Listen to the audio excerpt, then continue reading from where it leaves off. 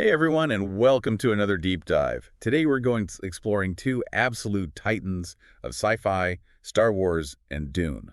And we've got quite the pile of articles and behind-the-scenes stories. Oh, and some fan theories that might just make your head spin. Ooh, I do love a good fan theory. But first we're going to be playing detective, right? Exactly. Trying to uncover those hidden influences and maybe even stir up a few conspiracy cauldrons. Okay, I am so ready. Let's blast off to that galaxy far, far away with Star Wars. And, before it became a global phenomenon, George Lucas really struggled to get his space opera going. Oh, yeah, he got rejected by a bunch of studios. Can you imagine? It's Star Wars. Right. But he finally landed at 20th Century Fox. And he made a deal that would ultimately make him a billionaire. Oh, tell me more. He managed to hang on to the sequel and merchandise rights. Really? Yeah, which was pretty unheard of back then. Ah, And that creative control, oh man, that was essential for shaping the Star Wars universe the way we know it. imagine if he hadn't. Those sequels could have gone in a completely different direction. Wild. Okay, now for some serious film buff stuff. Remember that iconic opening shot in Star Wars with that massive Star Destroyer just cruising over the screen? Oh, yeah. Get this, Lucas actually got inspiration from this legendary Japanese director, Akira Kurosawa. Oh, Kurosawa, absolutely. Never heard of him. A master of cinema, known for these visually stunning and epic films. So what's the connection to Star Wars?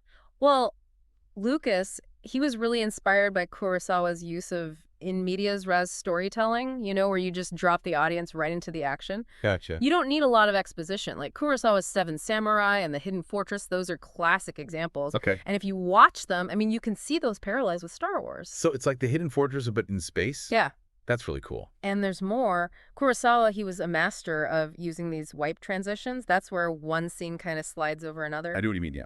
Lucas used that in Star Wars, giving it that classic cinematic feel. Oh, wow. Really? I didn't know It's subtle, but it all adds to the visual language of the film. So much thought behind something as simple as a transition. Right. It shows the attention to detail. Okay, so speaking of detail, have you ever heard that rumor about who Lucas originally wanted to voice Darth Vader? Oh, are you talking about Orson Welles? Spill the tea. That's right. Whoa. Can you imagine that booming voice coming out of that iconic mask? Intense, right? So intense. But I can kind of see why that didn't pan out. It would be hard to separate Vader from Wells's voice, Oh, totally. In the end, James Earl Jones, he gave Vader the unforgettable, deep, resonant voice that we all know. It's just so iconic. Right. But the fact that Lucas even considered Welles, that shows how he was thinking outside the box. Yeah. Looking to those classic Hollywood legends for inspiration. And speaking of classic Hollywood, get this. That iconic opening crawl that sets the stage for the entire Star Wars saga. Brian De Palma wrote that. De Palma. As in the Scarface Mission Impossible De Palma. The one and only. No way. Yep. He helped Lucas polish up the language and make it really punchy. That is such a prime example of how even brilliant directors, they collaborate and get feedback. Totally. Okay, now let's switch gears a bit and talk about some of that behind-the-scenes drama during the making of Star Wars. Okay, picture this. The Tunisian desert, a malfunctioning R2-D2, budget overruns, and Lucas battling stress-induced health issues. Sounds like a recipe for disaster. Right. Yeah, it wasn't exactly smooth sailing. They had constant challenges. Technical difficulties, weather issues, creative differences. Could bet. There's this famous story. The crew actually gifted Lucas this clapperboard with just 2 words on it. What were the words? Faster. More intense. No way. They really gave him a clapperboard that said that. That is hilarious. Yeah, apparently that was his go-to direction for every scene. Faster. More intense. I love it. Right. But it shows that Lucas, he had this very specific vision, and he wasn't afraid to push people to get it. Yeah. It also highlights those sometimes tense relationships between a director and their crew. Yeah, I can imagine. But hey, sometimes a little creative tension, right? Oh, yeah. It can lead to cinematic gold. So all that stress and drama, it must have been worth it in the end. Oh, absolutely. Okay, now can you imagine a galaxy where Luke Skywalker was played by, wait for it, Freddy Krueger himself? Hold on. What? Are you being serious? Dead serious. Robert Englund, the guy who played Freddy Krueger, he auditioned for Luke. Wow, that's wild. I can't even picture that. What would his take on that character even be? I know, right? Right? But get this, Englund himself, He ended up recommending Mark Hamill for the role After his own audition. after his own audition. Oh. Talk about good karma. Oh, for sure. Yeah. It's fascinating how these casting decisions can totally change a film. Completely. Imagine Star Wars with England as Luke. I can't. And the role of Princess Leia. Oh, man. That casting call drew in some of Hollywood's biggest names. We're talking like Meryl Streep, Sigourney Weaver, even Jodie Foster. That's amazing. It shows how iconic that character was. I mean, even before the film came out. Totally. But here's the kicker. Ready for this? Nobody, not even the cast, thought Star Wars would be a hit. Hourly. Mark Hamill thought it was going straight to TV. Oh, wow. I know, there's this story about somebody seeing the trailer in a theater and shouting, "Coming soon to CBS." That's incredible. I know, right? The film industry can be so unpredictable.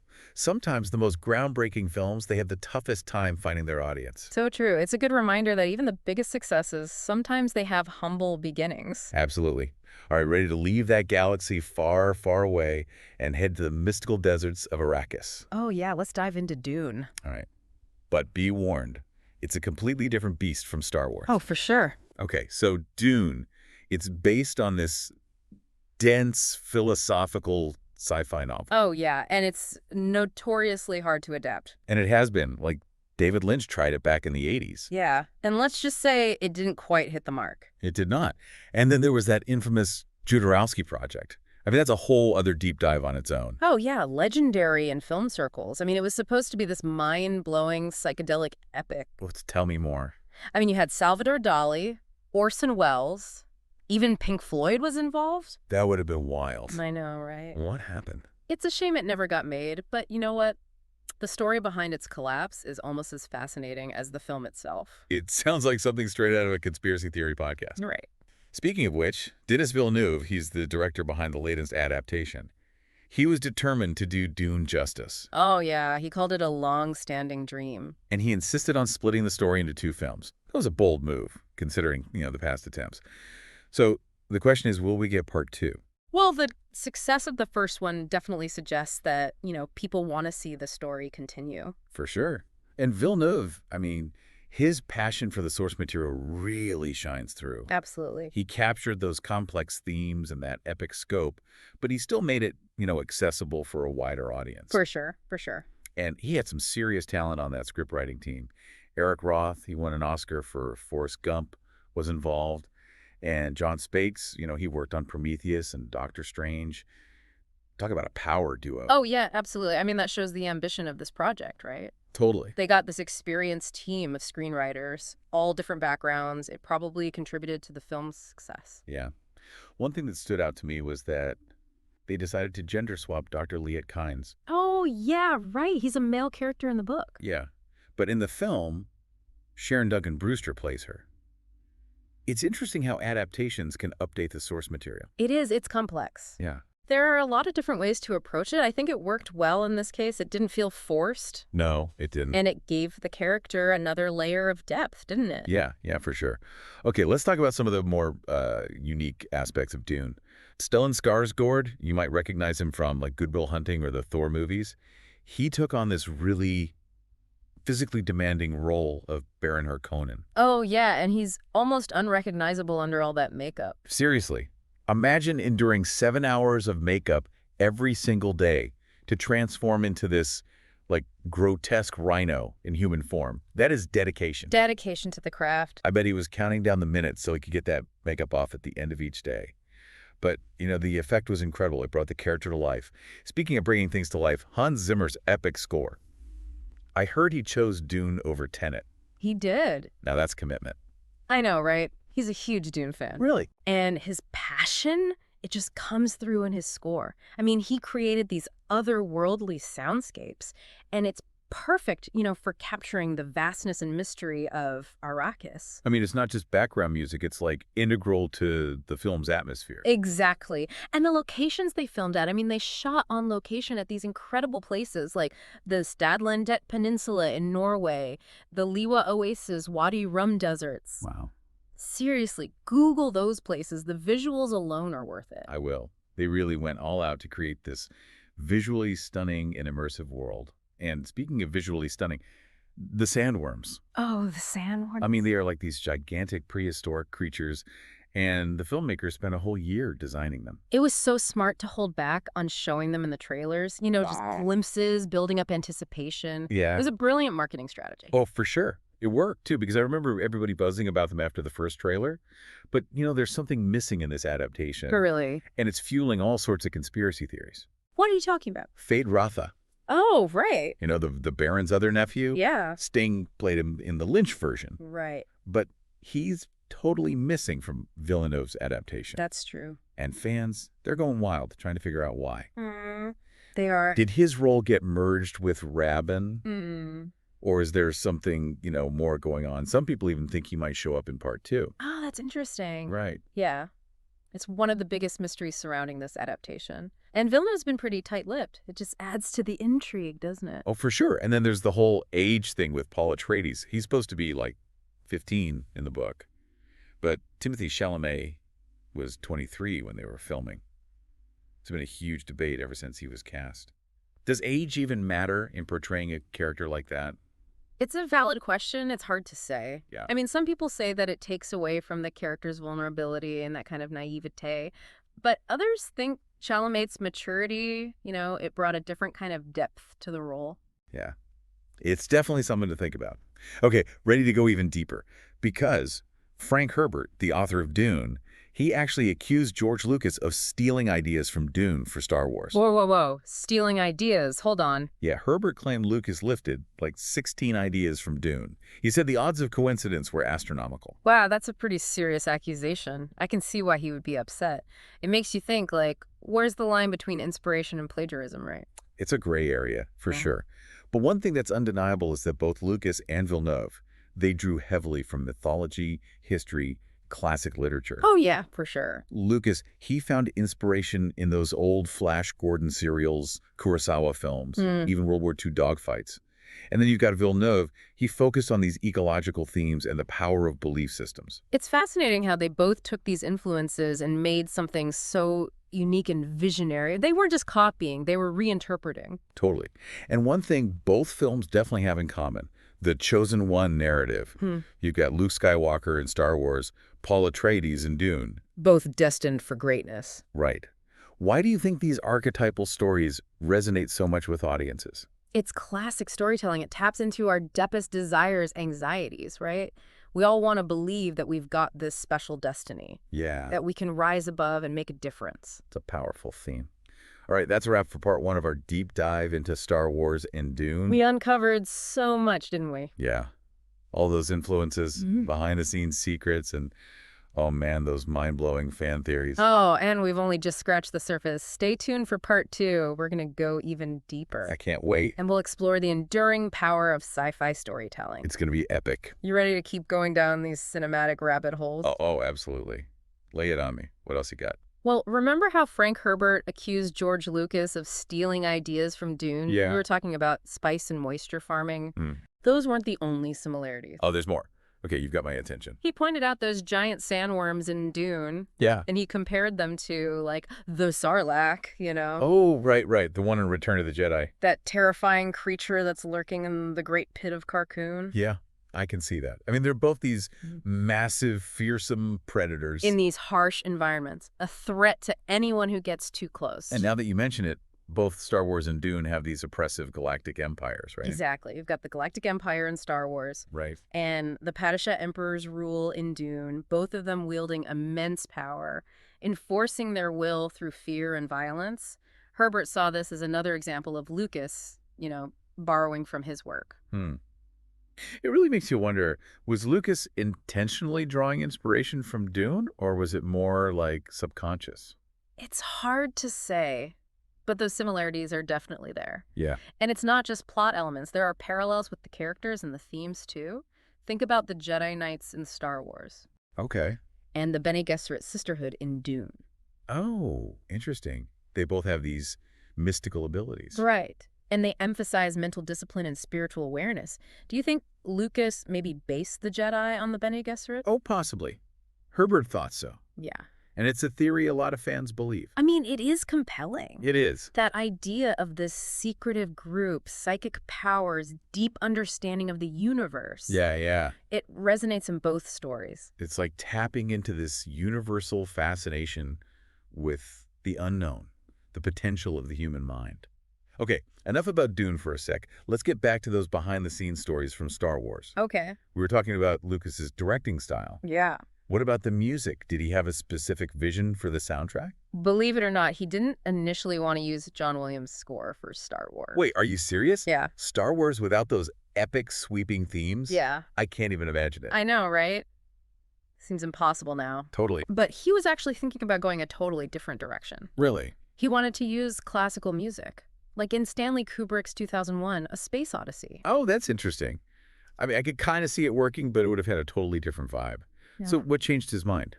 Steven Spielberg. Spielberg, okay. Fresh off Jaws, he's the one who suggested John Williams. Wow. Talk about a match made in movie heaven. I mean, Spielberg really had a knack for picking the right people. Yeah. But did Williams just, like, create the music, or did Lucas have any input? Oh, he definitely had some ideas. Okay.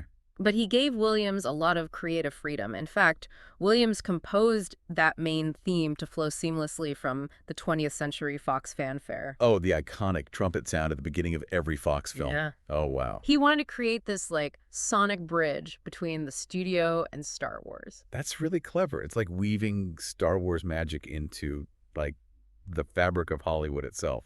Pretty cool. It totally worked. It did. Williams won his 3rd Oscar for Star Wars.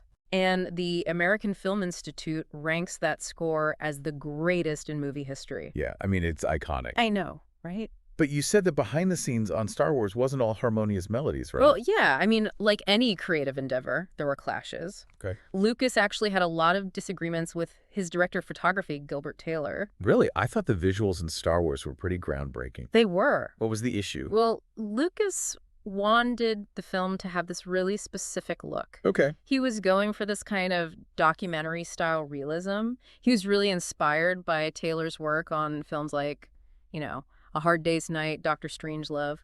But Taylor wasn't totally on board. Oh, really? He thought that approach was too limiting, Wow. that they should aim for something more visually striking, So they were clashing over the artistic direction. Yeah, pretty much.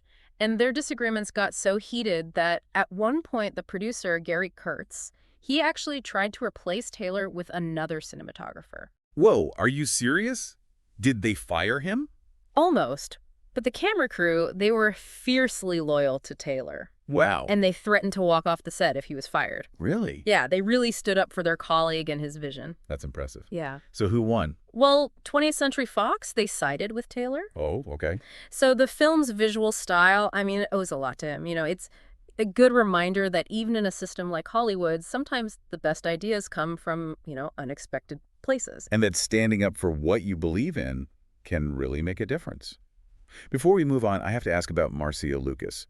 I've heard her name mentioned, in connection with Star Wars. Oh, yeah. What was her role? Marcia Lucas. Yeah. She was George's wife at the time. Okay. She was a brilliant film editor.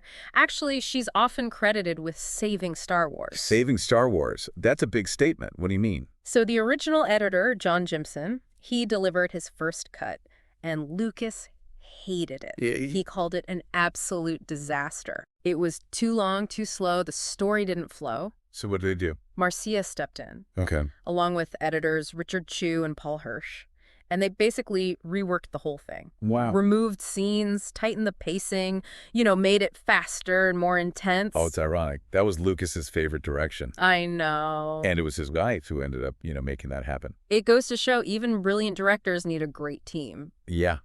And sometimes, the best collaborators are the ones who challenge you, push you to be better. Absolutely. But getting back to the release of Star Wars, it's amazing to think that this film, which became a global phenomenon, it almost didn't make it into theaters. Wait, are you being serious? I am. So when 20th Century Fox tried to book Star Wars into theaters, only 32 in the whole U.S. agreed to show it. 32? That's insane. It's Star Wars. Why wouldn't theaters want to show it? I know, right?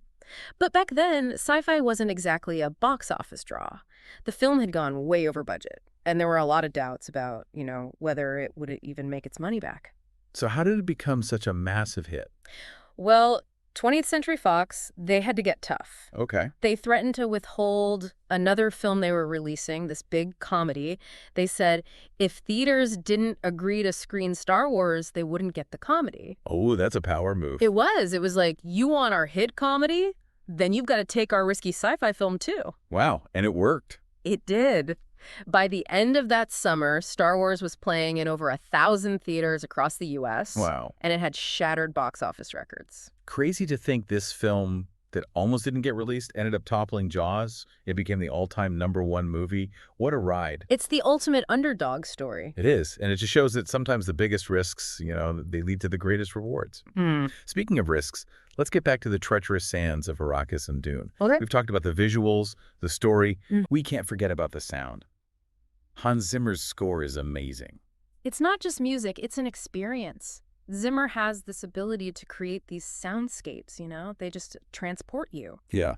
He blends traditional instruments with all these unconventional sounds. It creates something truly unique. Like that Dune Duduk he invented. Yeah.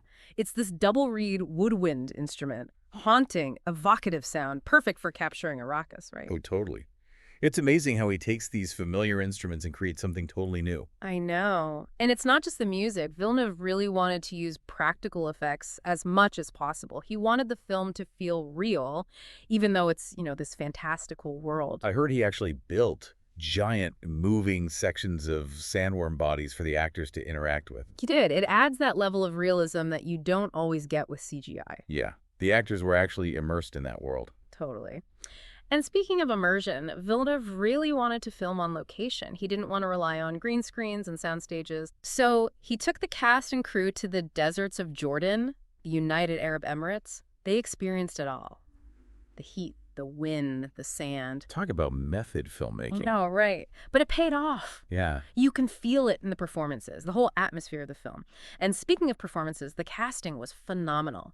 Timothée Chalamet as Paul, Oscar Isaac as Duke Leto, Rebecca Ferguson as Lady Jessica, Zendaya as Chani. They all brought their A game. Yeah. And you can't forget about those veterans, Josh Brolin, Jason Momoa, Stellan Skarsgård. It just adds this gravitas and experience. Yeah. It's really a masterclass in ensemble acting. Everyone Yeah. shines in their roles. But even with a great cast and crew, adapting Dune was a monumental task. Villeneuve knew he couldn't cram it all into one film, so he split the story into 2 parts. Which was a gamble, considering, the past Dune adaptations. But it paid off. It did. The first film was a huge success. And now everyone's waiting for part 2. It shows Villeneuve's vision and passion. He knew that to do Dune justice, it needed time and space. But the release of the first film, it was a bit of a saga, wasn't it? Oh, yeah. Dune was supposed to be released in 2020, but then COVID hit. The whole film industry went into chaos. Right. So many movies got delayed. Dune was one of them. Delayed multiple times. And then, when it was finally released, it was in theaters and on HBO Max at the same time. I mean, that caused some controversy, didn't it? Oh, Villeneuve was not happy about that. Yeah. He was very vocal about it. He felt like it undermined the whole cinematic experience. And, he had envisioned Dune as this big screen spectacle. Yeah. I can understand why he'd be upset. He put his heart and soul into it. He did. And then, is released in a way that he felt compromised his vision. Yeah. But despite all the controversy, Dune was a huge success. It was. Critically acclaimed. Grossed nearly $400 million worldwide. Oh. It even won 6 Oscars. So I guess Villeneuve had the last laugh. I think he did. He showed that even in a pandemic, high-quality filmmaking can find an audience. It's really amazing how Dune just captured people's imaginations all over the world. It is. Even with all the challenges, it just proves that we still want that epic sci-fi that transports us. Oh, absolutely. Speaking of transporting us to other worlds, how about we wrap up this deep dive with some of those out there fan theories, the ones that make you go, wait, what? Oh, I love a good fan theory. They show how passionate people are about these stories. Sure. Okay, let's start with a Star Wars one that's been around for years. You ready for this? Some fans think Jar Jar Binks is actually a Sith Lord. Jar Jar! The clumsy Gungan. No way, you're kidding. I know, but think about it. He's always in the right place at the right time, influencing things, even paving the way for Palpatine. Okay, but how could someone like Jar Jar be this master manipulator? Right. Well, the theory says his clumsiness is all an act. Really? A facade to hide his true intentions. Some fans even say he uses Jedi mind tricks. Interesting. I mean, there are a few moments where his actions seem a little too convenient. But a Sith Lord? Come on. I know, it's definitely a fringe theory. Most people, even George Lucas, have debunked it. Yeah. But it's fun to think about. It is. It shows how fans can take these stories and just run with them. Right, creating their own interpretations, adding complexity that even the creators maybe didn't intend. Exactly. Okay, ready for a Dune theory? Yeah. One that's a little more believable. Yeah, hit me. Remember we were talking about Fade Rotha? Yeah. Totally MIA in Villeneuve's adaptation? Well, some fans think he's actually alive. Really? Just waiting to make his grand entrance in Part 2. Oh, that would be amazing. A huge twist, especially since he's such a big character in the book and the Lynch version. I know, right? Imagine if Fade Rotha, all cunning and ruthless, suddenly shows up as this rival to Paul. Oh, the drama. Right. It would totally change things on Arrakis. Yeah. So what evidence do fans have? It's mostly speculation. I mean, he wasn't the first film at all. So fans think Villeneuve might be saving him. Maybe he'll be the villain in the sequel. It's possible. It wouldn't be the first time a director's done that. Okay, last but not least, a theory that connects Star Wars and Dune. Ready? What if these two universes are actually part of the same multiverse? Whoa. Okay, now we're getting into some serious stuff. How would that even work? Some fans have made connections between the Force in Star Wars and the spice melange in Dune, saying they both represent this mystical energy field that connects everything. I mean, they do both have this mystical quality. They can influence things on a huge scale. Exactly. And then you've got the Jedi and the Bene Gesserit. Both have those special abilities. They both focus on mental discipline and spiritual awareness. Could they be like distant branches of the same ancient order? Oh, that's a fun idea. Imagine a Jedi facing off against a Bene Gesserit. That would be the ultimate sci-fi showdown. Right. Even if they're not literally connected, there are definitely some shared themes and ideas. Oh, for sure. Both Star Wars and Dune, they tap into these anxieties and aspirations we all have. The struggle between good and evil, that search for meaning. It's why these stories resonate with us, even decades later. Absolutely. So, as we wrap up this deep dive, it's clear that these films, they're more than just entertainment. They make us think, about the big questions. They really do. Whether you're a diehard fan or just a casual viewer, there's something in Star Wars and Dune for everyone. Definitely. So keep exploring, keep questioning, and keep diving deep. Because, as we've learned today, the journey is just as important as the destination.